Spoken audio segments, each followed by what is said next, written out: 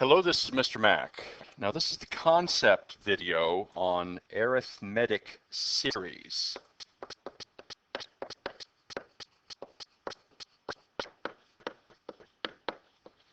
Now, many times you will hear mathematicians refer to sequences and series. Now, we've already talked about sequences, and remember, a sequence could be thought of as an ordered list of numbers, or more importantly, a function whose domain is restricted to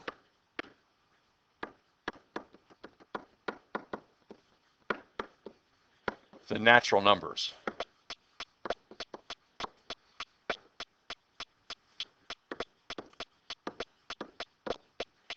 And further, just to remind you, the arithmetic series are all linear functions, where the slope of the linear function is actually the common difference of the arithmetic series, arithmetic sequence.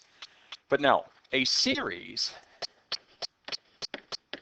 is what you get when you sum the terms of the sequence. A simple example, let's say we have a sequence 2, 5, 8, what would be next, 11, 14, 17, and so on.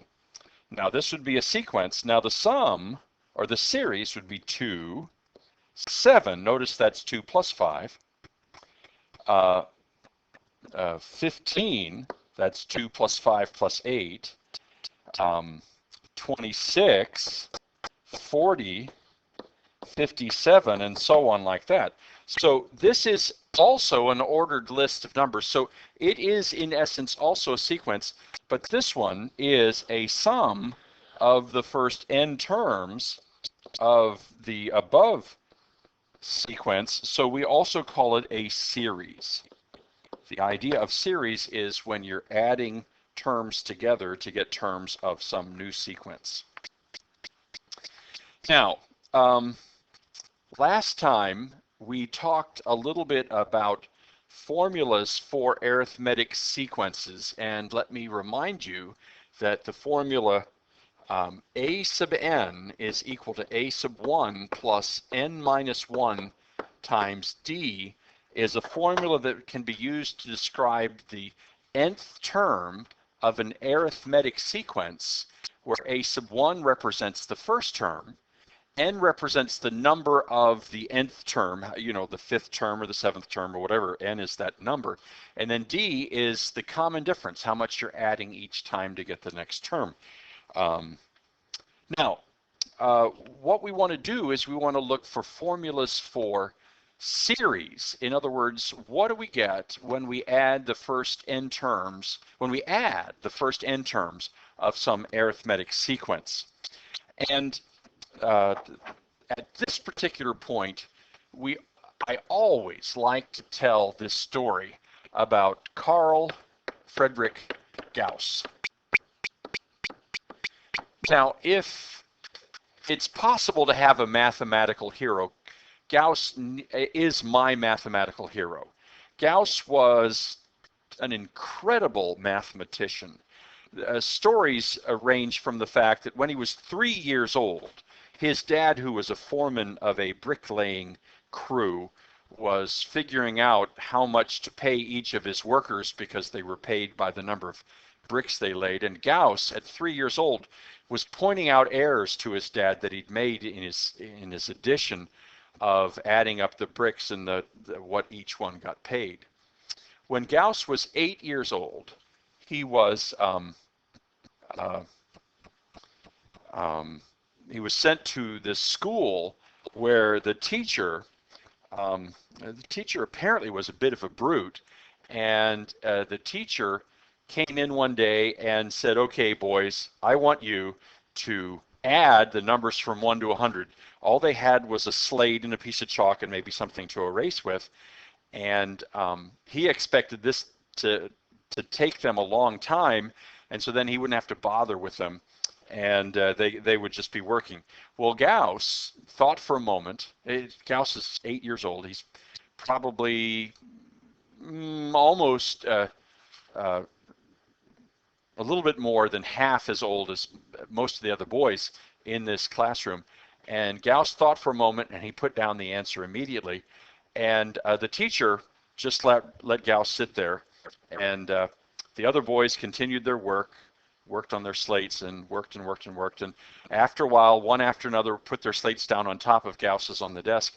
And finally, when all the slates were there in a stack, the teacher started at the top slate, picked it up, looked at it. That answer was wrong. The next one down, that answer was wrong, and so on and so forth, till he got to the bottom one, the one that was Gauss's, and that one had the right answer on it, and it was done also almost immediately. Now, and Gauss was 8 years old. Now, what I'd like to do is I'd like to share with you a little bit of the mind of Gauss. What Gauss thought, I think anyway, was he said, now the sum of the numbers is 1 plus 2 plus 3 plus 4 plus so on and so forth up to 99 and then 100. And then I think he probably must have said to himself, I wonder if it would be easier to do it by starting at 100 and then adding 99 and then adding 98 and so on forth down to adding 2 and then 1. But then in his mind he had to have looked at this and said, but what if I add down first? S plus S would be 2 times the sum, but that would be 101 plus 101 plus 101 plus so on and so forth plus 101 plus 101. And then further, I'm sure he thought, but there's 100 of these. So twice the sum is 100 101s.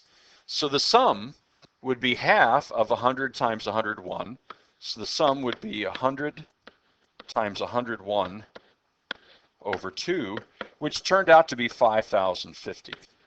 Now what Gauss had discovered almost just incidentally in his mathematical career here at the age of 8 years old, well, at least that's, I looked it up on the internet, that's about the age they say he was, although this is probably couched in somewhat legend, but I do believe probably 8's about right for this.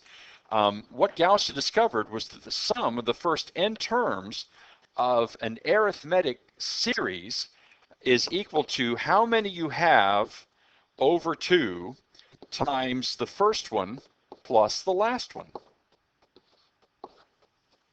Notice 100 over 2, how many you have over 2 times 1 plus 100. And this turns out to be true for all arithmetic series. The number of terms divided by 2 times the sum of the first and the last one will give you the sum of the first n terms of an arithmetic series. Now, along with this formula,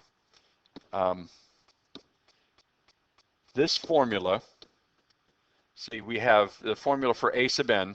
We now have a sum formula for the sum of the first n terms of an arithmetic series. How many divided by 2 times a sub 1 plus a sub n. Now, one other thing, let me just share with you here about this, is that this second formula, S sub n, I'm going to use blue here, S sub n is equal to n over 2 times a sub 1 plus a sub n, is algebraically equivalent to n times a sub 1 plus a sub n over 2, and that's algebraically equivalent to n times a sub 1 plus a sub n over 2.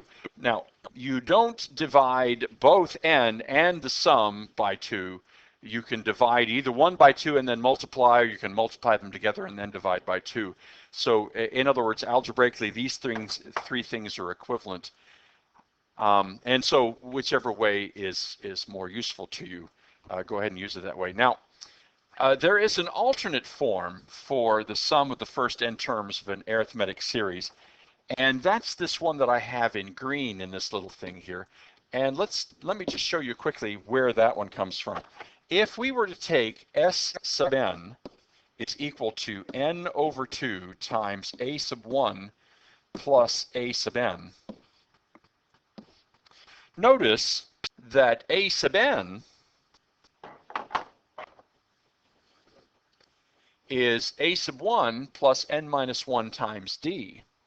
So what we could do is we could write S sub n is equal to n over 2 times a sub 1 plus, now instead of a sub n, I'm going to write what a sub n is in this red formula, a sub 1 plus n minus 1 times d.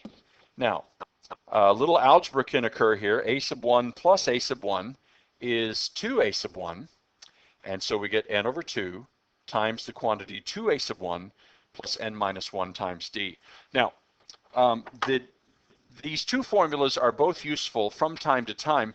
Notice if you look at the blue formula, you have to know the last term. If you're going to use the blue formula, you have to know what the last number is in the term. Now, in the green formula, to find the sum, you have to know how many.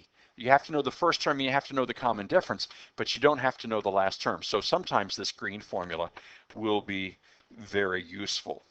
Okay, now, one more thing, and we'll be taken care of in this particular concept video, and that's the concept of sigma notation.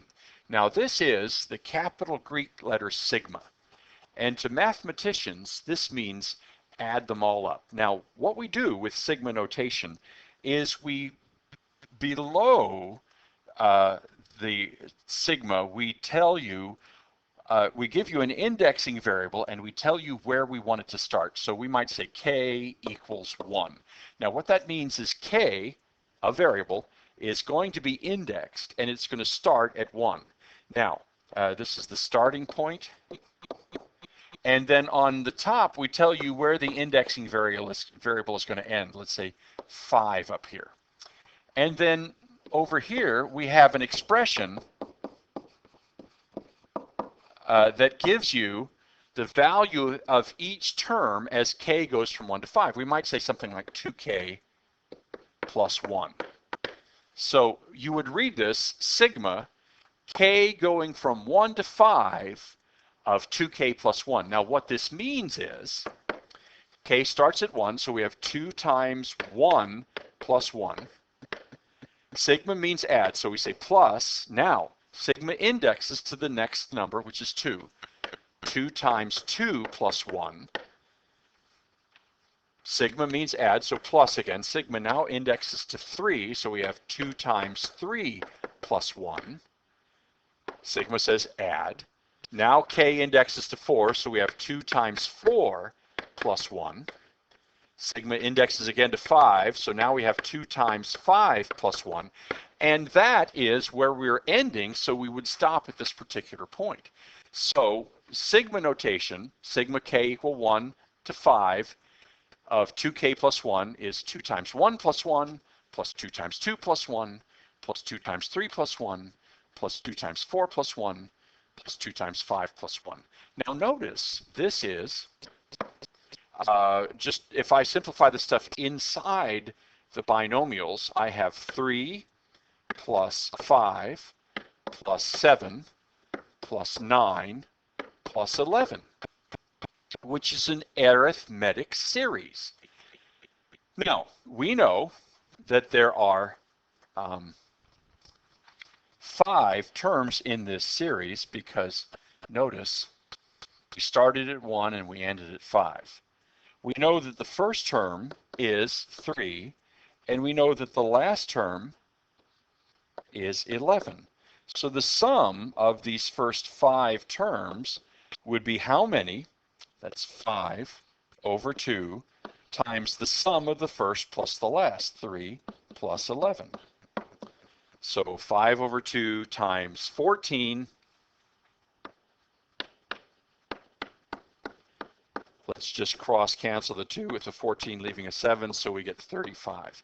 So 3 plus 5 plus 7 plus 9 plus 11 is 35.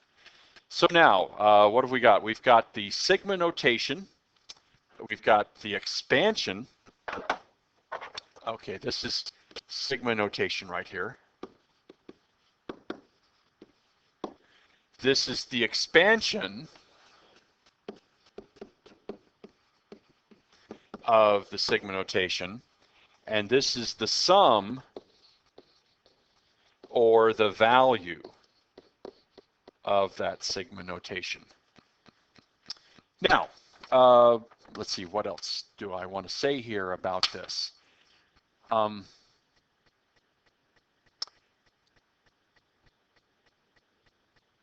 I think that probably pretty much does it. Oh, yes, yes.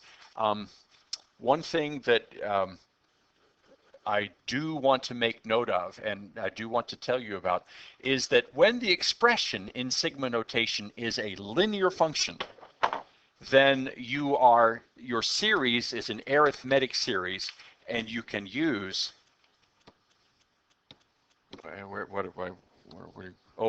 you can use these three formulas right here. Now, if your sigma notation is not a linear function, then you don't have an arithmetic series. And also, if you are writing something in sigma notation, the expression, if you have an arithmetic series, the expression is going to have to be a linear function.